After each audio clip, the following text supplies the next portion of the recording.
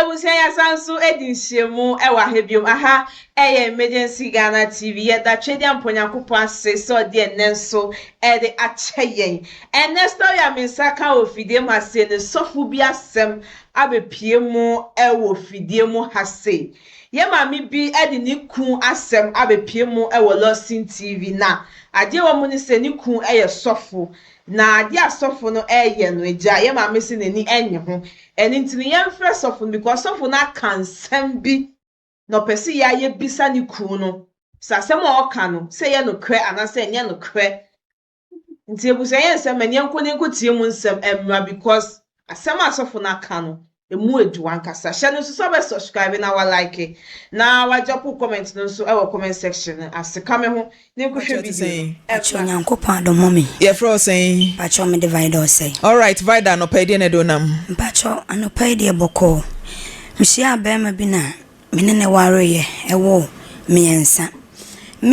no mommy aware na gu emu nsem de enye no nti na mekasem wa na Wajan kola na gumeso mi ana mehwe nkora mi dipa mi siniama adwuma bia sesem ye bia meye e de hwe nkora no wo frɛ me fon so na wo ne me ko fa fon ma nkora me no mkasa na o da bi onya no watofo na mam te bia o maame nkora no te se maame no mo nkasa na se oba frɛ me na wo ne me be ya sade a me kode me hu ne kwa me mpeke nti o maka ho asama na me so okay wo ne ne wo ma ebi kwa na wasesa na adwen be hwe nkora na msuo mate last week na no Sunday ni 1 week me ho Friday na frem me no meeting so omo de boabo meeting wo aware ni mama manya problem o meeting na me so aso otamero bibia meeting so abase se meeting so ameti so enti wo frem na me se me call hospital na asiyo ni oba mama ne nkura ne kasa be man front ade che na wa frɛ na ogie na na oba pani ne kasa sofo na as sofo no say yes sofo say yes was kwasi ampani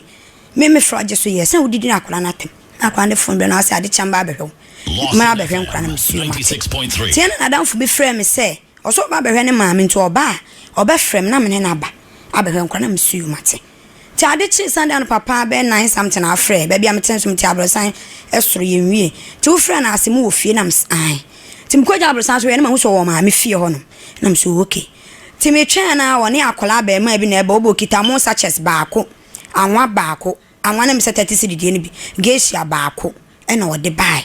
obaya ti hwana me frɛ madam fu be fast buy na mse ramat betra asem bi ma na nyesa papa wedim nim no o se ba bia na metim de nakɔ me di nkunim o danti no betra bi ma me mpa asem bi nti obaya na ofrɛ ne bucket wa blessing na o se blessing Mr. Mafo ete sei na o se eye na o se wo kai me o se da bi o me kai unni me o se minimo na me betana ase na ye start enkomodie na o ka che madam fu se madam fu kan che me se nya ne tamfo ne mama amene me nti so ofrɛ me nya abotre na wonwini Kristo adwen oyɛ sɔfo wonwini Kristo adwena kankran ko nsia so behwe omda na odi kan aba ama me didede di na tinti Kristo adwen na odwene na odi abehwe nkora na bibia akoso fra akora na akora ne je so yes and that means say bibia akoso nti na akora je so ye dinti no no be wo be frɛ ne sɛ sɔfo na akora be je so yes nti wana madam fo ne sɛ da minimu da but akora ne je so yes no Yaudie bi o because akola ni so ko school ba na akọ magazine because of so the best support no ma niska akola ni omo so omo ntenafi ti akola kitu akọ magazine ko peta na de no wanya de obedi enti enu tire ma ne kasa wose ai no kasa kire no mo kasa kire wana me ma adwe se me kire asem na se rama say net ya oba 20 cities obeisha omo nsem na kitu ade ye graduation wa me se graduation me ye dempo na me tuya sa program na nkwara ne be ho campo market to ano enti ye yaudi na ma me de kasaye wose ai ni nkwasa ma kasaja ni nkwasa me kana to fem me kuna to atwene enti wana rama say eh na wo kuna to atwene nkwara me nsa me ne nante akwa 2 years me hu say wo de once na so 2 cedi kura bada na wonfana sam so nsem na wo kasa obekuna to atwene obeka na to dem why ne be didi ama nkwara ne bia di wose wuni me wa haina ni o wuni me wo ya wo kura me ku atwatwe na o se me zamila ni ba na eso ko sire free sirim so ma kwan wo sirim dia na obetimi yakoma atwatwe ehefa na obetimi de mako me kokora me hyebo ase me ko wono na pe na obele ne bele ne so do obele sa that means mama ne mampani for o mamienu o se a o decide o cheche enti o chema ne ma no de we mu deserve no na o de ama wo mo ebi nso ma enti me nanti sie nyina ne se ne yere pani no wawu ti me nim mi so so obekumi enti mama me de me hu beja no afidi kesi so mama me di wachi ache na wo fidadem na me di wachi ana me di wachi metie wo za mama ni kama fo obia me di obia lo ba every papa na kaza me ma me di otimi kaza pressure kola da so se ba me ma me kola otimi nya no we me sramo me ne mo beja wa fidi kesi se me uguzugu kra mi bizano mitini so Omumera mitini mu yale amame. Amtibidi di ba mi mabi ni kula mi yansane wansi di nim JHS ni wom. Tuzi di nim. Salamu mama mu na wudu oni bi asema no. Enkula no so kwaya mu baba so ambebu ami obashowo mo no. Obashowo mo. Nti na me bai. Oba vaida. Yes ma. Dene si ya uti ya oya sese wuntimi nso anema. Mama. Ayada na mezo ya. Mezo da na blane mikru be ye ordination. Ya boni tuo ya akronfo eba ya so da ye nim no ma attack na mo kuna to matwa ne ti me pie me ne me ma ne pie vala dem sam say na mo be wi ade ne nipa ne bia na mo boni tuo o se sha ade me so na anti gina ho ne ma me gina ho dem say anti wo ba pani ne sei na wo kuna to atwa se fa ho be na me se de ya ka bom Bible say entitimtia ne oboa because na me fight bia se me kunu no wakoba ako me ba kire na mte se wo ware 2 months em no ni me adisia ni nti na me ka ho me yansa me so me nko obi da me hu ba bia da ti na me decide me boa se aware ni begina ene nti daye ni mu na ubisa wa se daye ni na me say wase aye media na me say aye media Bible say dia ka bom ye entitimtia ye media tina wase na ye am rubber na na da bi am rubber no wo ho na wo kire media o ma ni kun no na say am rubber de etuo ewura dem ho wo twaniti watwa okunuti ti anaju tu no na mani ba me so na ma me se wo mebu ne mama mebu ma me ne papa sase dan kanya me se metime bu no ka mewu mebu no e wodaye mu anani so no ka kire dayem okay no ka kire me se ni so de ka dam kura ka me se meme wa bu me dia me ma ya bu bi na me se sa when na be mo so me ma be bu na me so ma no kura ba mebu o ma che o e wodaye ni mu okay ti mani ti na ye 2 o'clock na me frɛ me kunu ofo so na me se ja yima da ye se na maso now see you mate be bon pai say na wa wo say wo na fufo bi wa kra afro ka che say ofie nim no ye nya edi asofu duma omti no mo woni na onye sa wo be fratu ade okuno ye sofo wo ye sofo okay enna e wa sorry ben se dem owo me nim o nti wo hia no ye sofo wa sorry ben mu no ye sofo me asori kra me refi sanse sofo ma me na won kai ukuna asori din mama na so aware ukoye sofo ma me kakra me ya no was oye ne niam na me ko ba so because mama was say sofo ye adwuma uma asori ma bere wo su ni asori wo ba bia enkura hwe enkura die ye wo ja abom so enu tira ma aware ni gu ye ne nti wo hia no me ba wo hia no na oni asori a wo asori nti na o ye sofo okay no ko bi na se nya wa na wo ye sofo ma me no sofo no na yere wo ho na sa sofo no kra na o se na sofo no sofo lo no one ne yere kura agya ono so ma me ensa sofo no kwahye na se sofo no kwahye na se na mimi kunu no so e de ne ho bata no nti no mu kura hi na ma me twe me ho efiri o ma asori daye ne egu aware na na se yes daye ni mu no na manifest physical e ma me kura chiri mansi ade bo mitim na me ye rasta ne gu miti so to ade bo miti ne ho na ye na sa ta ade na one na ekon dabi na me no aduane ton sa de no mama physical spiritual de no obi ntiase o physical de ade chi anipa ne beye no wonam se wonim ne wahunu nti wo ntiase vida me ntiase se obi a woni ni ntokwa wote wonom asabio wa bodama no atamabo de ashuti ntiase se ye sorry anopa no me no aduane ton sorry ahomache ti ye sorry anopa na chese ma me de kasa ba wonom ti area ne de se ebie tu mu afranche kroba obi ni masema make wase na atane ne kontokwa na ti no de ntokwa ne free wonyama no fale like asem nyama good obi a oni ni ntokwa o daye na waso ye fa ne se daye won kwa na so o daye mama esi physical nti that time kana papa ne ba so de ntokwa kasa de ba o so de nti na no de ntokwa ne ba so oba de na no okeka so bi anim enyina so bi anim ame ba no wa ha mama okwan mo awo miensa mama akwa mo awumiensa obegya wale no akọ obegya wale no akọ enti wona sisters fo bi wo enta mo retisha no onuamo me momu dimboni dimpa wose ade ma me ochecha ma na e bekọ ka cho momu ni ma ne se omumra na achecha ma na e de tumi be na wo tiri kom ga sa me nkọ sama no na mse me ni emu ahoden eti ye police case asem nyina na ma me ka sasa de papa ne pedan na yentu fo so ni ska o de be ha de nyame so kan je se wontu enti wontu na msuyo mate na mkope baabi ti me kope baabi wie se minja aware ensan ko ka wa hyeme na me koye ti me koye na oba na katena ofie na me didi wie na me ba oba me koye fa so a ukunu nuane de ade bo otim no eno na still menti ase o say e spiritual menti ase ba kire mase because ukunu nuan say wodi ni ntokwa bia wo ba bia de ne besia ma odasani na ma was matamebo e de abo me bra yiritim nim ane mama asam no de ne wonti ase because me sese me kuru be ka no kro ba ye no na wakọ sabi baabi so ba no be to sa obuo nuane papa oba na bema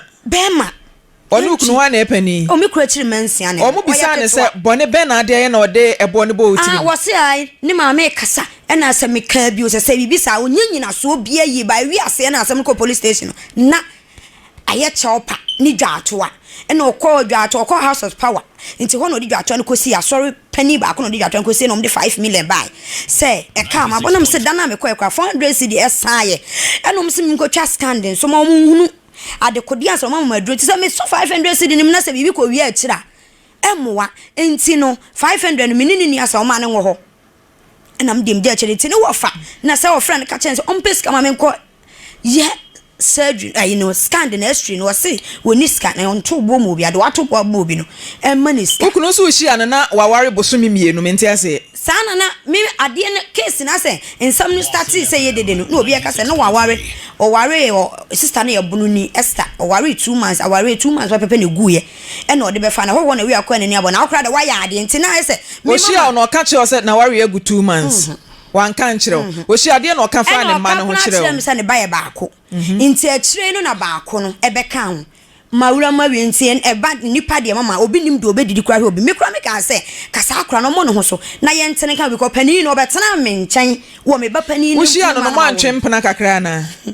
mo antwempena ye tena kakra mushia ya na mo ware da bi ye tena kakra edi be sen o ye mfa ne afi mu aya eti be ma woni na tena afi na wa ware 2 months bosumi mienu na ware ni guye wante wanya hinti bie free babia se bema we de ware bosumi mienu o amwa misa bema ne se din ne si ya bosumi mienu ware guye wante hwe se me no me sorry a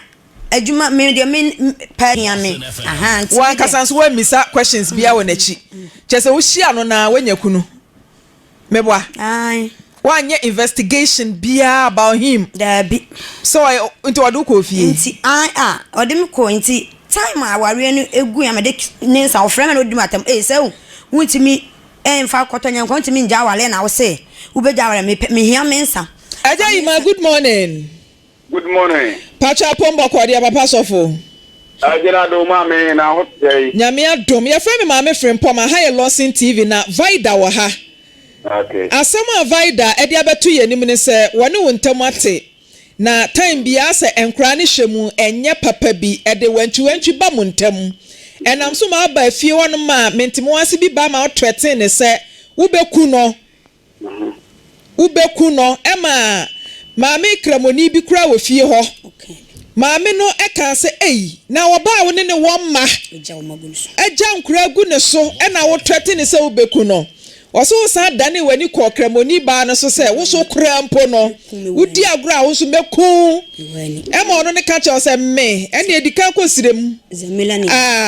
To aso Wo se wo me wani wo ya meku. Wo so ya meku atacho na se me no de nsa bo ne bu no se mezamilani ba. Ene gi se okosire wo sirim ya ma akwan de na obetimi akumi. Enti Ajayima de Vida de ba ye nyina ne se sa threat na wo threat no edi hu bua bia hye ne mu a onam kura no osuro eti de edi kan what threat no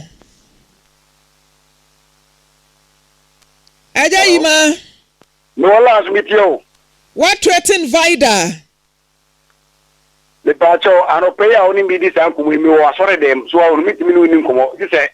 be bawo. Wo bua. Asori be na wo ye. Wo bia wo so wani abeku mi mato atwa ba mi kita nkola mi ensa papa one cedi nim. Wo two cedi say Bible say na makoje na me di adwuma because of me man me pesa nkola be gina ba bia asra de da wo. Nkola me say me dress o na mo be ka say obi a me wokunu na me nkola we pie. Enti se wo se wo be kumi ato atwa papa gina so na yenka say okuma sam na wo ka no me nya akoko atawu. Enti me so no me fa me bag sa me ma me wo ye mobo enti me hwa me ma me ensa. Eja yima eya ni biri sam na no ba woni ba bia metie wo betimi afadom amoma bekuma to atwe minya kamafo ba bia enti me di nya me di sraw me de me hu beja wo na afa me tiri so a wonu anchidi bo bo me tiri na me timi so a me ti so no me mobo na mo koye me scan de no na edra doctor de mo fa ma me e kire ya wada me kotua ska 4.3 meji afini ne ho. All right, musa frɛ agya yi mama me na yɛn hwɛ. Mama obo se wo bie ni wo betimi akasa nanim na nipa krokran so no oni ni gina onu no be konka no se de menim ba bi akɔdo mama odi ka aba no me pese me ne be meka nsam apio because me wonim nipa me ye me wonim nipa me because me bom paye the Pentecost ya tete me nyame so mu etimi sura urade me onim nipa eti de no wan afa no so da ye wo fra ramatu ya dance ni me ono me ne ye cross me timi enfamasem sie no me so da ebe 2 weeks ago na me ka chese me so da na gya ima am obi de ade ba me fie akora bi kita ade de ba na ode ba no na me ye ma gise be ko to me puma pie me ye ya puma ntimi unlock na me ye se me pie ti me pie na danfo ko jobo no gina dae no so ma me agya yima me pa cho asem na abeto no e ni pampan asem me pa cho mi ti obeme na me pa cho mi ki wa chepa udie be be ma de fatie na utie me to na ye ni komo na ehia no eti so afrema no pia mi ti me no nkasa me wa so dem eti mi ameba Vida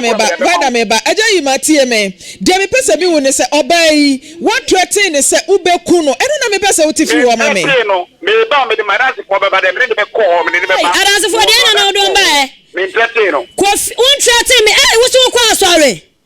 ayo me ya oba bia wo ya sorry de o mo pɛ no mo hu na wo ye demon wo ansa wo hwehwɛ me ne me mamogya wo nya kwanti wo pɛ sɛ wo ku me fese ka atotwene me de ma beja me de me hu abeja. Hello madam Wo what see you agya yi ma etina me ji me loan sika no so akotua Vida me ba agya yi ma asem na eda ho no me bisa ne loan sika Vida agya yi ma me ba wo so tie me kakra tie me bi agya yi ma oh Vida program wa fam si me wa sore dem agya yi ma tie me kakra se si e Vida be kana sem obi tie o echina de obetie o ante enti kire mu se bema me pese bi hu se onu ne se what threaten no de me bi sa no no so what threaten no na so fo so de threaten ana me se me ba hore na won te ma se enti wa ya na sa wonye what threaten na on threaten no mi yesu ntino se odi atemo be fira solo fie no di fira bonte aka be ya sofu mu a wo se wo wani ba cho mo fira dance ni no Aja ima wo se wo ani abekuma to atwe beka mato fam wo be yi mafiri ho akokɔ funu wo bekuma to atwene me de me hu agya wo e kire so biko tia lo me nya sika nkotwa biko bitimi nso aso 4.3 meje biko me misa obida me tia me de week bia meje enkura no so no me de o ma beda mama enkura me ensa omu hwedi omu di ni day no mo kama sama me ni kama fo ade okoje loan ye den mama na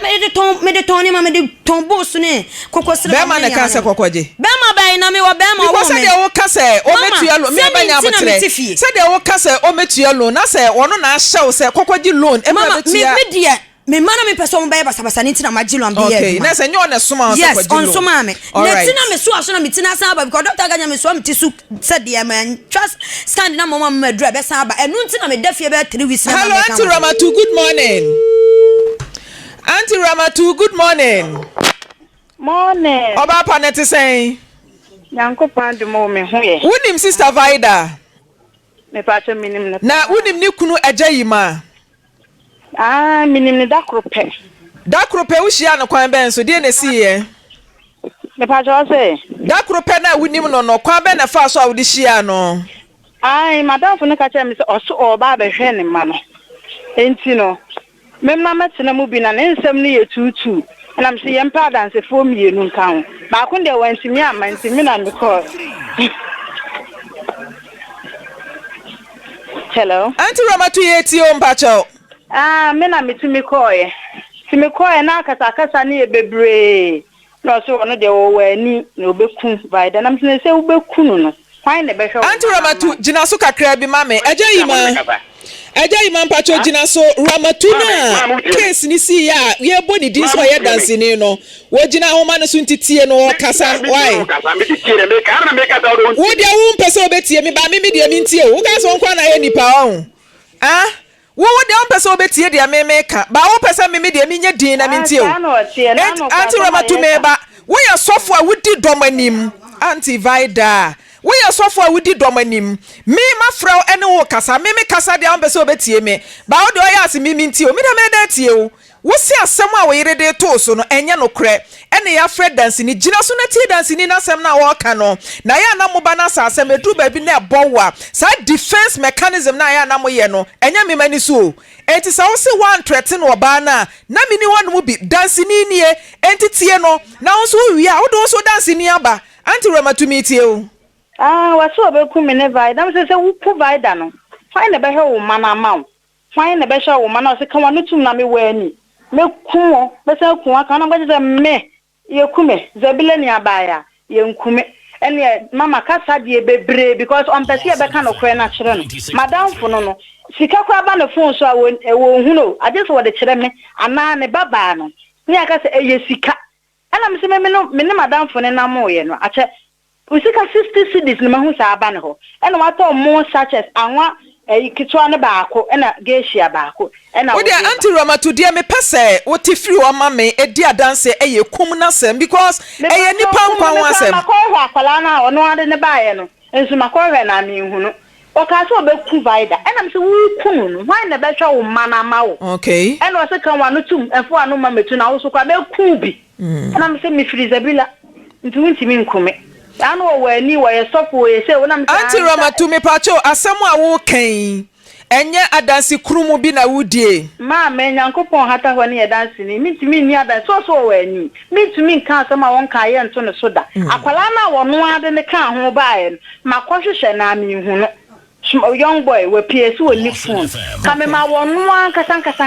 enso kan Matinti Auntie Ramatu dia ye be ye ne se papa sofi wo so wa so dem ye kase wo ya sorry eti ono de ontie ye ba ye ne entie no eti ye be ma no Auntie Ramatu be ba ye be ma no benefit of the doubt o so obeba ha eti nyame ya adoma ada papa sofo ne so obeba no ye pese nka ni die ma wugya de wo ye bia na wo ne sister Vida eti mi ba ha na yetena sisi nkonwa na se koba se eyampa se sofo atrete ne yire dadai se obekunu a ne ye jai e de ama Ghana mra na police for yo madwuma se ne bond bi no obekọ akosan ana se hyehyeye bi a wo se ne court odie no edu ho no ma ye se twuduru wa ne pam ne danta eti edu wa ebeto aso wo ho why me pa che yo nyame hyiranti abrantie na so no ankasa de ne di akire baaye no momodin ho akobisa na sekura mi hu mate momodin ahwehwe no e bi ebeduru da papa sofo beba no na manya abrantie no why mate Auntie Vida toa ebe no so mame daye no o se ye den me so daye no na mko kache Ramatu daye maso we de misuro na me daye me so na daye ni sisi me so kaakai me a estresa me nya ho adwuma nti no esisi me so nti misuro me ma ne eti me kan sa kire no se me obaye no okita ade ma akola de kan bisa se ade na ode ba no eye de hwan de na o se sofo papa de sofo papa de o mu fie wa o de be pe de o mu fie a wo so se me famra nti me na me yasa me loke me pono apie me ya nti me an loke pono no na obewura balanda mu nti na dan fo kojobo no flesi ni so se obehwe ne ma me nti obefa so obehwe nkola na kojobo wo me daye no wo valanda mu na me se wo boy hwe asuma si na eba no e na o se blame enko nti wa na me kunu no me ma ne papa no e beto valanda no o se wo na se kan ketu okita no meku ato atwe me de se kan be wo basa eku daye ni mu ho anam se obo yenko ti me ni pia na balance me yenko ye case ne yenche no na threaten ne do so ti ekoye case na ye beche ne di ntuma ade che no daye ni na mame bebe ni mame ni bebe na se ade ni se be ni ma bebe next week de asem ne court ti mu hwe se mu de ne beba mo fa na ma ya capture ne bibia bebe wo bi e benya no mame ne se chiaka asem be foolish case daye ni mu foolish case na ma ni de te ti me kaje Ramatu say eni enhwe ne yi o ti me ye na me se me ma ne ma me so that 3 days pepe no ofra me no ofra me kwa me panimu na me hu mama 3 days pepe no ofra no me se Ramatu so fun baba na afra was wo so da ye kan nam so se wo beba ha behwe nkora no na me de me pese oba no metu se manam na ontimi nya hwe nti wona mfrɛ ma chiri ba na me ka che no na samese ontimi me ye hwe ne nipa ye nipa bone sa abra nipa ho so wo ma na dwonti ma ne mra na msuo mate mama oba ye na sa de ne besi yo se obekume ato atwene obekama to fam me nkwa sua ujira ka kirem se wo ye sofo enti no wo ya asole benya me cancel nipa benya nipa cancel mo de me si nyame anu ma se ko se wo de na temu be fra asole fi na the time on ne worry na onye counseling no I cancel obi asore na onye counseling obi asore mama na one ne tena wo tena how many years me fan say 12 years what now 12 years na oye niema bi a e ma suspecting wo bibi mu ana me no because asama wo kan wo say wunnim se bi hu na de o na I wonim because time I ye be wari mo me so daye no obi kita akola de na eba daye nim no ene wo se wo ne ma wo ene wasa be sha ha abe wale oba afro sa daye nim na me ma wo me ba be ma no ba na me nya wo na ma wo me ba be ma no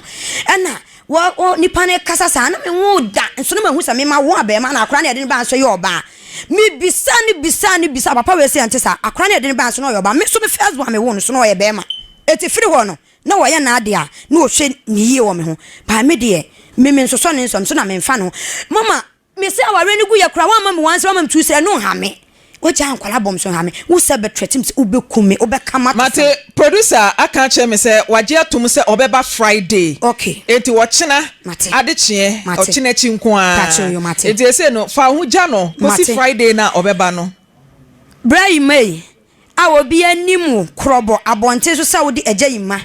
a wo yitire me ka dia to so se wo na wo so obekume me anya se ntro kwa na me twa to so me ka ni pen se ye wanum na wankasa wo manifest se obekume ato obekama to fam me nkwa so eye 3 weeks ba bia me tiso ho akromfo timi ba me so wo ya awe enti se wo so obekume me ho so up to Friday ko pem se ye beba ha no se me hu gunsu egunkra me bisawo